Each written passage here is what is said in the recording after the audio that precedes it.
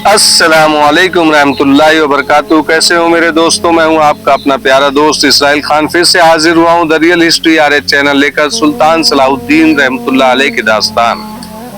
उम्मीद है ये दास्तान आपको अच्छी लगती होगी। आपका अपना चैनल है, इसे लाइक सब्सक्राइब कमेंट शेयर जरूर करिएगा मेरे दोस्तों। आज के किरदार में है सलाहुद्दीन अय्यूबी रहमतुल्लाह अलैह, गयास बल्बीस, अली बिन सुफियान, मारकोनी, कदोमी, इस्माइल, 50 आदमी, अहमद दरवेश, सुलेमान सिकंदर। सलाहुद्दीन अय्यूबी रहमतुल्लाह अलैह ने कहा, मिस्र की जमीन बांझ नहीं हो गई। मेहनत करो कि ये जमीन तुम्हें शमर दे। कौम को बताओ कि हुकूमत पर उसके हकूक क्या हैं, ताकि वो अपने आप को रियायत समझना छोड़ दें। और कौम को ये भी बताओ कि उसके फराइज क्या हैं। अगर कौम ने फराइज से निगाहें फेर ली तो हकूक पामाल हो जाएंगे। तुम जिस जमीन की पासबानी में खून नहीं बहाओगे और जिसके वक़ार के लिए पसीना नहीं बहाओगे, वो तुम्हारा हक कभी अदा नहीं करेगी। फिर इस मुल्क के हुक्मरान बाहर के खजानों की तलाश में निकल खड़े होंगे और कौम अफराद में मुंतशिर यहूद कर कुफ्फार के गुलाम हो जाएगी, बिखर जाएगी और लोग तुमको अपने गुलाम बनाकर रख लेंगे। जिन खजानों को सुल्तान सलाहुद्दीन अय्यूबी हाथ लगाने से भी गुरेज करता था, उन तक उसके अपने ही एक जर्नैल के भेजे हुए 50 आदमी पहुंच गए थे। मारकोनी, इस्माइल, कदोमी और एक और सलेबी शाम को पहुंचे। उनके बाकी साथी जो अलग अलग टोलियों में रवाना हुए थे, उसी रात पहुंचना शुरू हुए और आधी रात के बाद दुर्रे 50 आदमी पहुंच गए। जैसा कि बयान मैं बता चुका हूं, ये जगह ऐसी थी जिसके करीब से कभी कोई मुसाफिर नहीं गुजरा था। जगह डरावनी होने के अलावा किसी रास्ते पर पड़ती ही नहीं थी। ये चूंकि सरहद से दूर थी, इसलिए सरहदी रस्तों की नजर में भी नहीं आती थी। मारकोनी ने रात को ही सबको इस खत्ते के अंदर पहुंचा दिया ताकि बाहर से कोई देख ही ना सके, और उन्हें मुकम्मल आराम देने के लिए कहा कि वो जितनी देर सो सकते हैं सो जाएं। यहाँ से आगे पैदल जाना होगा और ये सफर जिस्म के बजाय एसाब को ज्यादा थकाएगा।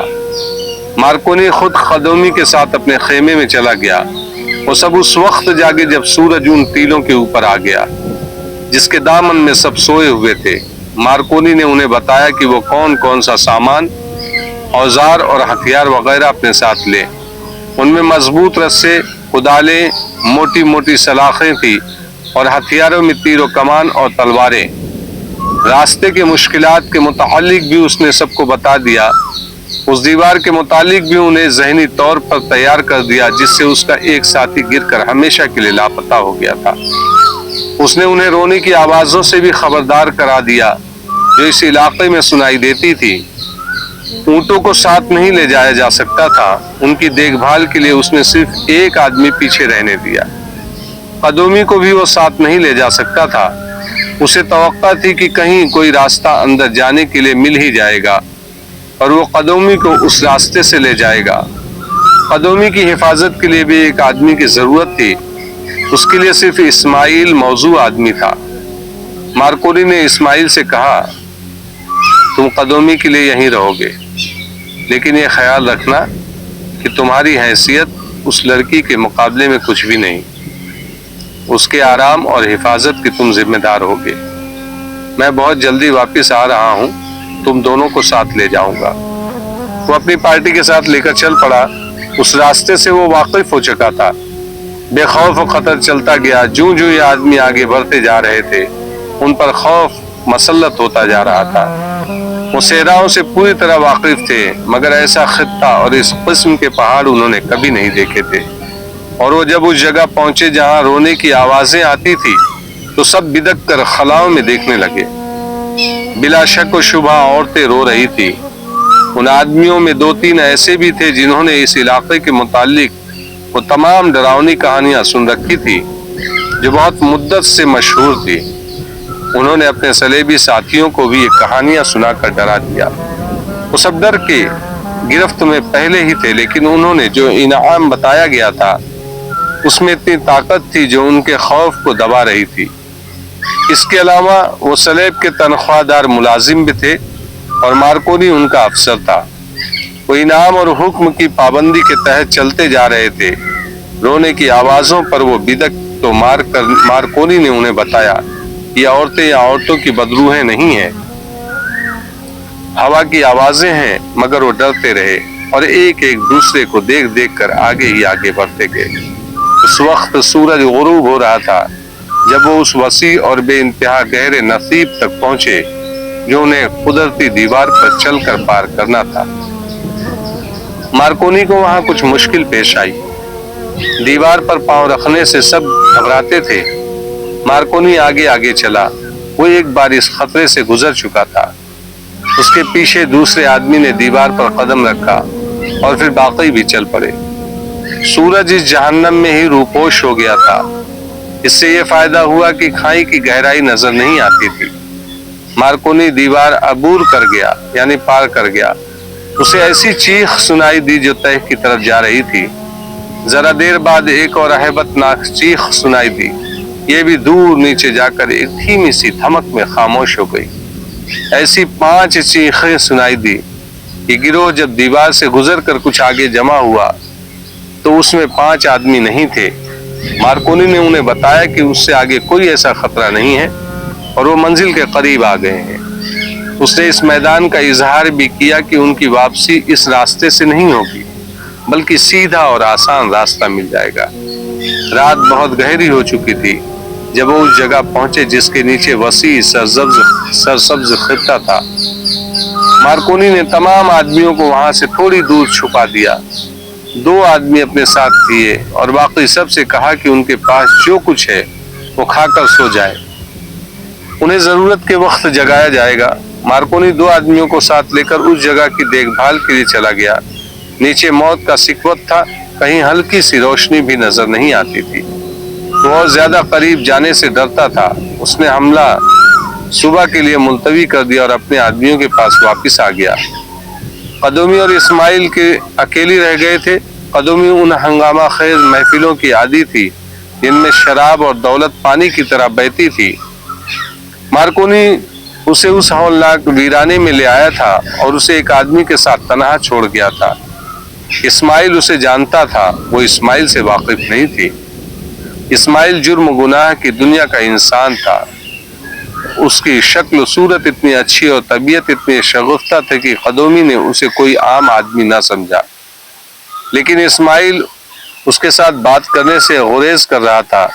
شام کے وقت اس نے قدومی کو بھنا ہوا گوشت گرم کر کے دیا اور شراب بھی اس کے آگے رکھ کر کہا کھانا کھا کر سو جانا، کوئی ضرورت ہو تو خیمے سے بلا لینا۔ وہ باہر نکل گیا۔ قدومی نے کھانا کھا لیا، شراب بھی سب عادت پی لی، لیکن تنہائی اسے پریشان کرنے لگی۔ اسے اپنے حسن اور ناز ادا پر چونکہ فخر تھا، اس لیے اسے توقع تھی کہ اسماعیل اس کے قریب ہونے کی کوشش کرے گا۔ اس فخر میں تکبر اور غرور زیادہ تھا، مگر اسماعیل نے اس کی طرف ایسی کوئی توجہ نہ دی جس کی قدومی کو توقع تھی۔ قدومی کو نیند نہیں آ رہی تھی۔ وہ اپنے خیمے سے نکلی اور اسماعیل کے خیمے میں چلی گئی۔ وہ ابھی جاگ رہا تھا۔ قدومی کے لیے اس نے دیا جلا دیا اور پوچھا کہ وہ کیوں آئی ہے۔ قدومی نے کہا کہ اس کی طبیعت گھبرا رہی تھی۔ وہ اس کے پاس بیٹھ گئی اور پوچھا تم شاید مسلمان ہو۔ اسماعیل نے جواب دیا تمہیں مذہب سے کیا دلچسپی ہو سکتی ہے؟ تمہاری دلچسپی انسانوں کے ساتھ ہے، کسی کے مذہب کے ساتھ نہیں۔ میرا نام اسماعیل ہے اور میرا کوئی مذہب نہیں رہا۔ قدومی نے مسکراہٹ اور حیرت سے کہا تم ہو اسماعیل، احمد درویش کے خاص آدمی۔ اس نے پوچھا یہ آدمی کون ہے، کہاں سے آیا ہے؟ وہ مارکونی کو متعلق پوچھ رہی تھی، کہنے لگی اس نے اپنا نام سلیمان سکندر بتایا ہے، لیکن یہ مسلمان معلوم نہیں ہوتا۔ یہ مصری بھی نہیں، اسماعیل نے کہا، اور یہ سودانی بھی نہیں، اور سلیمان سکندر اس کا نام نہیں۔ پھر یہ کون ہے؟ قدومی نے پوچھا اس کا اصلی نام کیا ہے؟ میں اس کا نام نہیں بتا سکتا، اسماعیل نے کہا۔ یہ راز چھپائے رکھنے کے لیے مجھے معاوضہ ملتا ہے۔ تمہیں اس سے کوئی دلچسپی نہیں ہونی چاہیے کہ یہ کون ہے۔ تم منہ مانگی اجرت پر اس کی تفریح تباہ کے لیے آئی ہو؟ یہ تمہارا پیشہ ہے، اس نے تمہیں خزانے میں سے کچھ حصہ دینے کا وعدہ دیا ہوگا۔ وہ تو میرا حق ہے، قدومی نے کہا، اس نے مجھے جو اجرت دی ہے وہ اسی خطرناک بیابان میں ساتھ آنے کے لیے بہت ہی تھوڑی ہے، میں تو خزانے میں سے حصہ لینے کے وعدے پر ساتھ آئی ہوں۔ کیا تمہیں یقین ہے کہ تمہیں وہ حصہ دے دے گا؟ اسماعیل نے پوچھا۔ اور کیا تمہیں یہ یقین ہے کہ اسے وہ خزانہ مل جائے گا جس کا حصہ وصول کرنے کے لیے تم آئی ہو؟ میں اتنی قیمتی لڑکی ہوں کہ لوگ مجھے خزانوں کے عوض خریدنا چاہتے ہیں۔ قدومی نے غرور کے لہجے میں کہا، یہ شخص تو میری قیمت ادا ہی نہیں کر سکتا، میں ایسے امیر زادوں اور شہزادوں کو اپنا غلام بنا کے رکھا کرتی ہوں۔ اسماعیل نے مسکرا کر کہا، کب تک؟ زیادہ سے زیادہ 2 سال، اس کے بعد تمہاری قیمت اتنی گر جائے گی کہ تم گلیوں میں پاگلوں کی طرح دوڑتی پھرو گی، تمہیں پوچھے گا کوئی نہیں۔ جن کے پاس خزانے ہیں انہیں ایک اور قدومی مل جائے گی، تم جیسی کئی مل جائیں گی۔ سنو قدومی، اتنا غرور نہ کرو۔ قدومی نے کہا، کیوں نہ کروں؟ یہ شخص جو اپنا نام سلیمان سکندر بتاتا ہے، میرے طلسم میں ایسا گرفتار ہے کہ اس نے مجھے قسمیں کھا کر کہا ہے کہ وہ صرف میرے لیے خزانے کی تلاش میں جا رہا ہے۔ وہ مجھے سکندریہ لے جائے گا جہاں ہم سمندر کے کنارے محل بنائیں گے، پھر میں رقاصہ نہیں رہوں گی۔ کیا تمہیں اس میں کچھ شک ہے؟ اسماعیل نے کہا، شک نہیں، مجھے یقین ہے کہ اس نے بہت بڑا جھوٹ بولا ہے، میں اپنی اجرت کے لیے اس کے ساتھ آیا ہوں۔ احمد درویش کا کہنا میرے لیے حکم کا درجہ رکھتا ہے، اس نے کہا کہ اس کے ساتھ جاؤ، میں آ گیا۔ یہ میرا پیشہ ہے، میں کرائے کا گنہگار ہوں، میں اجرت پر قتل بھی کرتا ہوں مگر میں جھوٹ نہیں بولا کرتا، میں کبھی پکڑا نہیں گیا۔ احمد درویش مجھے بچا لیتا ہے۔ مجھ میں دوسری خوبی یا خرابی یہ ہے کہ میں عورت کا احترام کرتا ہوں۔ مجھے معلوم نہیں میں ایسا کیوں کرتا ہوں، عورت پردے دار ہو یا عصمت فروش، میں اس کی عزت کرتا ہوں۔ میں عورت کو دھوکہ نہیں دے سکتا، میں تمہیں بھی دھوکے میں نہیں رکھوں گا۔ میں تمہیں یہ بتا دینا اپنا اخلاقی فرض سمجھتا ہوں کہ یہ خزانہ تمہارے لیے محل تعمیر کرنے کے لیے نہیں نکالا جا رہا ہے، یہ مصر کی جڑیں کاٹنے کے لیے استعمال کرنے کے لیے ہوگا۔ یہاں صلیبی حکومت قائم کی جائے گی، مسجدوں کو گرجے بنا دیے جائیں گے، اور اگر ایسا نہ ہوا تو یہ خزانہ مصر سے باہر چلا جائے گا۔ مجھے معلوم ہے تمہیں مصر کے ساتھ کوئی دلچسپی نہیں، مجھے بھی نہیں، ہم دونوں پیشاور ہیں، گناہ ہمارا پیشہ ہے۔ میں تمہیں صرف 2 باتیں بتانا چاہتا تھا جو بتا چکا ہوں، ایک بار پھر سن لو۔ تمہارے حسن اور جوانی کی عمر بہت تھوڑی رہ گئی۔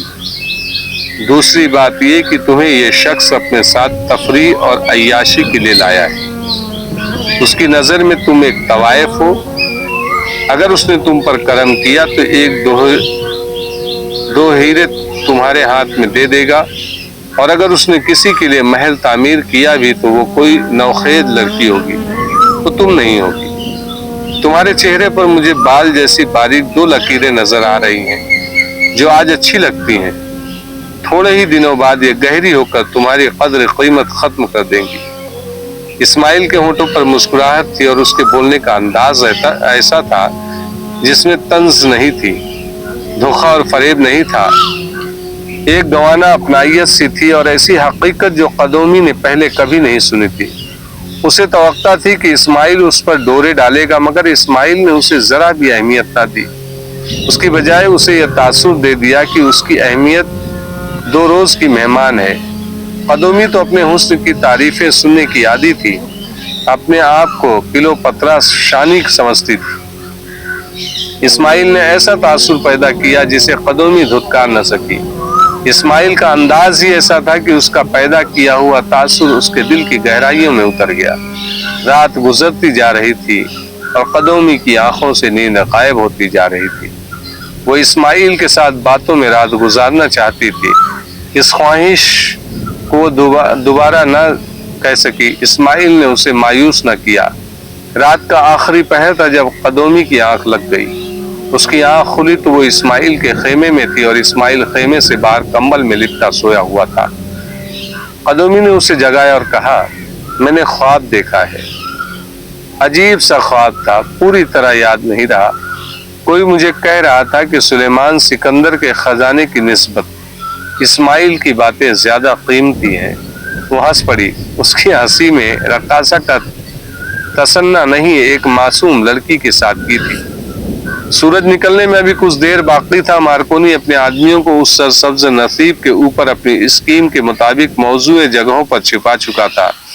صبح روشن ہوئی تو نیچے ننگے آدمی اور عورتیں نظر آنے لگی۔ مارکونی نے اپنے ایک دلیر اور نڈر آدمی کو نیچے جانے کے لیے تیار کر رکھا تھا، اسی ڈھلان سے جس سے اس کا ایک ساتھی لڑھک کر نیچے گرا اور اس پورے اسرار قبیلے کی ضیافت بن گیا تھا۔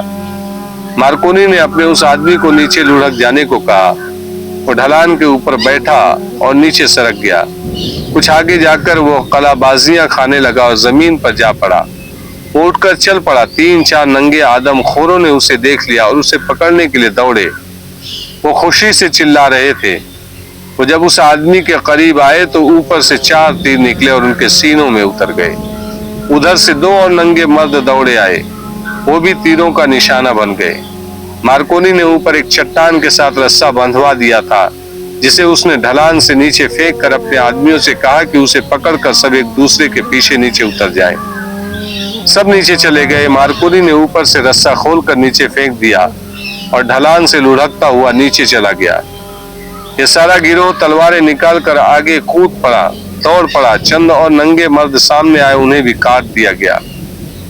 جو ذرا دور تھے وہ الٹے پاؤں بھاگے۔ نیچے سے سرسبز علاقے کے کئی ایک حصے تھے۔ مارکونی نے دیکھا کہ بھاگنے والے ایک حصے میں چلے گئے تھے، ان کے پیچھے گیا۔ اسے ان آدمیوں کا واویلا سنائی دے رہا تھا، یعنی شور شرابہ سنائی دے رہا تھا۔ ان کی چیخ و پکار پر وہ ان کے تعاقب میں گیا۔ اس کے باقی آدمی خون خرابہ کر رہے تھے۔ وہ خود ان 2 آدمیوں کے تعاقب میں رہا۔ تھوڑی ہی دور اسے ایک آدمی نظر آ گئے۔ وہ اب 2 نہیں 3 تھے۔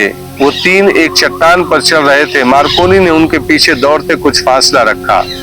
وہ تینوں چٹان کی دوسری طرف اتر گئے۔ وہ بھی چٹان پر چڑھ گیا۔ دوسری طرف اسے سیاہ پہاڑی کا دامن نظر آیا۔ وہاں ایک غار کا دہانہ تھا جس میں سے جھک کر گزرا جا سکتا تھا۔ مارکونی غار میں چلا گیا۔ اس نے تلوار ہاتھ میں لے رکھی تھی۔ اندر سے غار کھلتا جا رہا تھا۔ اسے اس میں کسی کے دوڑنے کی ہلکی ہلکی آہٹ سنائی دے رہی تھی۔ وہ دوڑتا گیا۔ یہ غار نہیں، سرنگ تھی، جو معلوم نہیں قدرتی تھی یا فرعون ریمی